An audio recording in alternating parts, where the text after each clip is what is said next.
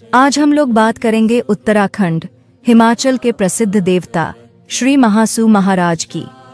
महासू देवता कोई एक देवता नहीं बल्कि 4 भाई है जिनके नाम कुछ इस प्रकार है। बाशिक महासू, बोठा महासू, पवासी महासू और चालदा महासू। इन्हें शिव रूप में भी माना जाता है। उत्तराखंड के जौनसार क्षेत्र की सीमा पर टोंस नदी के किनारे हनोल में महासू देवता का सबसे प्राचीन मंदिर स्थित है। हनोल मुख्य रूप से बोठा महासू देवता का स्थान है। अब हम बात करें महासू देवता की उत्पत्ति की तो इनका संबंध कश्मीर से बताया जाता है। लोक कथाओं के अनुसार बताया जाता है कि मेंद्रथ गांव में एक हुणा भाट नाम का ब्राह्मण अपनी पत्नी कैलावती के साथ रहता था।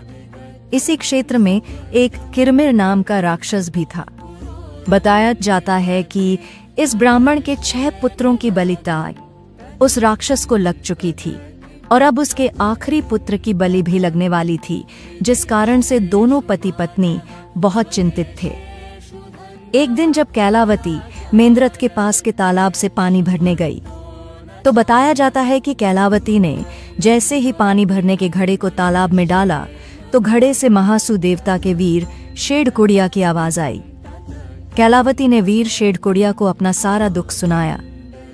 इस पर वीर शेडकुड़िया ने कैलावती से कहा कि तुम अपने पति को कश्मीर भेजो, वहां 4 भाई महासू रहते हैं, वो तुम्हारी सहायता अवश्य करेंगे।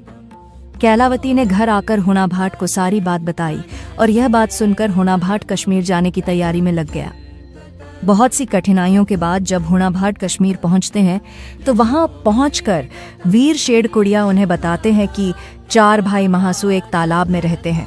तुम तालाब के किनारे छिपे रहना और जब चारों भाई महासू तालाब से बाहर आएंगे तो तुम चालदा महासू की पालकी को पकड़ लेना। इस पर हुणा भाट ने कहा कि मैं कैसे पहचान पाऊंगा कि चारों में से चालदा महासू कौन है। वीर शेडकुड़िया ने हुणा भाट को बताया कि तालाब से निकलकर 3 पालकी दाईं ओर घूमेगी और एक बाईं ओर। तुम बाईं ओर वाली पालकी को पकड़ लेना, वही चालदा महासू होंगे। बताया जाता है कि इसके उपरांत वीर शेडकुड़िया वापस तालाब में जाते हैं और चारों भाई महासू को जन कल्याण हेतु बाहर आने के लिए मनाते हैं और चारों महासू तालाब से बाहर आने के लिए मान जाते हैं।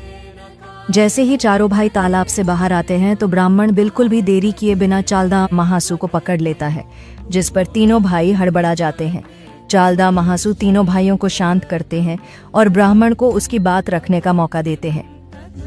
ब्राह्मण हुणा भाट उन्हें अपनी सारी बातें बताता है। उसका दुख सुनकर चारों भाई मेंद्रथ आने को तैयार हो जाते हैं। महासू देवता ने हुणा भाट को फूलों की एक कंडी देकर कहा कि इसे अपने क्षेत्र में किसी साफ कुएं में डाल देना और 7 दिन बाद यहाँ कुंवारे लड़कों से चांदी की रस्सी से हल चला देना, फिर हम वहाँ प्रकट हो जाएंगे।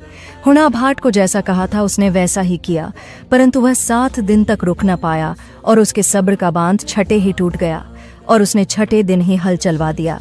इससे 4 भाई महासू उत्पन्न तो हुए, परंतु हल से बाशिक महासू की आंख में, पवासी महासू के कान में और बोठा महासू के घुटने में चोट लग गई, जबकि चालदा महासू सही सलामत निकले।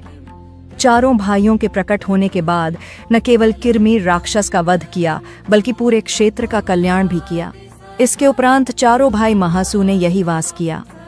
महासू देवता की मान्यता उत्तराखंड के जौनसार बावर क्षेत्र के साथ साथ हिमाचल के रोहरू, चौपाल, शिमला, सिरमौर में भी है।